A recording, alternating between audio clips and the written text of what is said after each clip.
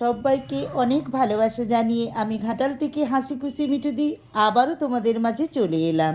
দুঃখ চিন্তা তাই ফকির কহেন বিপ্র জাহানি ঘুরে আমাক অচিল হবে সর্বকষ্ট দূরে বিপ্র কহে নিত্য পূজা শিলানারায়ণ তাহার জীবনা করিব মোচন। বন্ধুরা, আমার যে বাড়িতে পুজো হয়েছিল সেই পুজোর ভিডিওটা আমি তোমাদের সঙ্গে আগেই শেয়ার করেছি। এখন আমি তোমাদের সঙ্গে শেয়ার করতে চলেছি রাত্রে যে আমি ছোট্ট করে একটু খাওয়ার আয়োজন করেছিলাম তারই কিছু অংশ।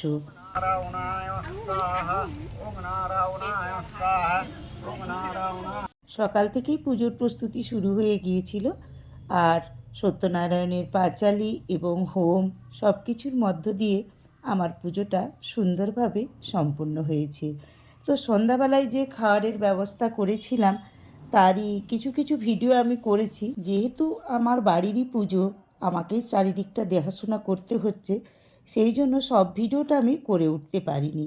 রাঁধুনি দাদার স্বপনদার সব রান্নায় প্রায় হয়ে গেছে, এখন ভাত হচ্ছে। সব রান্নাগুলোর ভিডিও আমি করে উঠতে পারিনি, কারণ ভীষণ পোকা আসছিল তো ঢাকা চাপা দিয়েছিল। তো বন্ধুরা দেখো, কুণাল আর মুনমুন চলে এসছে, ওর বাড়ির সামনে জগদ্ধাত্রী পুজো হচ্ছে, পূর্ণিমা মান্ডি আসবে গান করতে, সেই জন্য প্রচণ্ড ভিড়ভাট্টা হবে বলে ও 8টার সময় আমার বাড়িতে চলে এসছে। তো যেটা হয়েছে ওকে সেটাই আমি খেতে দিয়ে দেবো।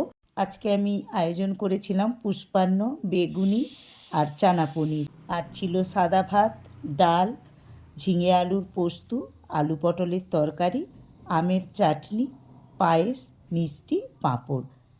এই ছিল আজকের আমার ছোট্ট আয়োজন। তো আয়োজনগুলো সব কিছু তোমাদেরকে দেখাতে পারলাম না, কারণ এত পোকা আসছিল যে সব কিছুই ঢাকা চাপা দেওয়া ছিল।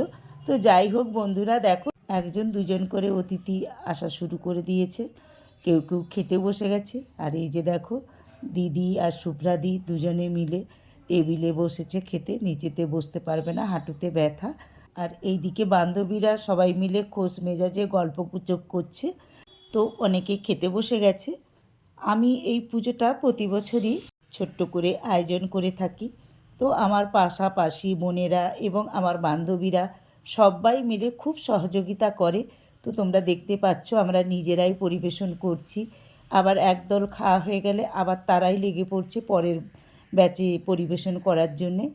আমরা নিজেদের মধ্যে এতটাই ভালোভাবে থাকি যে ছোট্টখাটো অনুষ্ঠানরা আমরা এরকমই মজা করে থাকি, পরস্পরকে সহযোগিতা করি, একসঙ্গে লেগে রান্না বান্না, কোটা বাটা থেকে শুরু করে পরিবেশন সবটাই আমরা নিজেরা করে থাকি এবং আনন্দও করি। তো বন্ধুরা, যারা আমার এই ভিডিওটা দেখছো, তোমাদের কেমন লাগছে আমার এই পুজো ঘরের আয়োজনটা আমাকে কমেন্ট করে জানাবে। আর হ্যাঁ, ভালো লাগলে লাইক করে শেয়ার করে দেবে। তার সাথে সাথে পরের বছরে যারা আমার বাড়িতে এই পুজোর অনুষ্ঠানে আসতে চাও তারাও কমেন্ট করে জানিও, কিন্তু সবাইকে আমার নেমন্তন্ন রইল। আর হ্যাঁ, যেসব নতুন বন্ধুরা প্রথম দেখছো আমার এই চ্যানেলটা, তাদেরকে নেমন্তন্নের সাথে সাথে রইল একটা ছোট্ট অনুরোধ, আমার এই চ্যানেলটিকে সাবস্ক্রাইব করে দিয়ে পাশে থাকা বেল আইকনটিকে অল করে দিও, তাহলে আমার পরের ভিডিওগুলোর নোটিফিকেশান তোমাদের কাছে চলে যাবে। তো বন্ধুরা, আগামী বছর জগদ্ধাত্রী পুজোর নবমীর দিন সবার আমন্ত্রণ রইল। আজকের ভিডিওটা আমি এখানেই শেষ করছি, পরের ভিডিওতে আবারও দেখা হচ্ছে, কথা হচ্ছে, টাটা।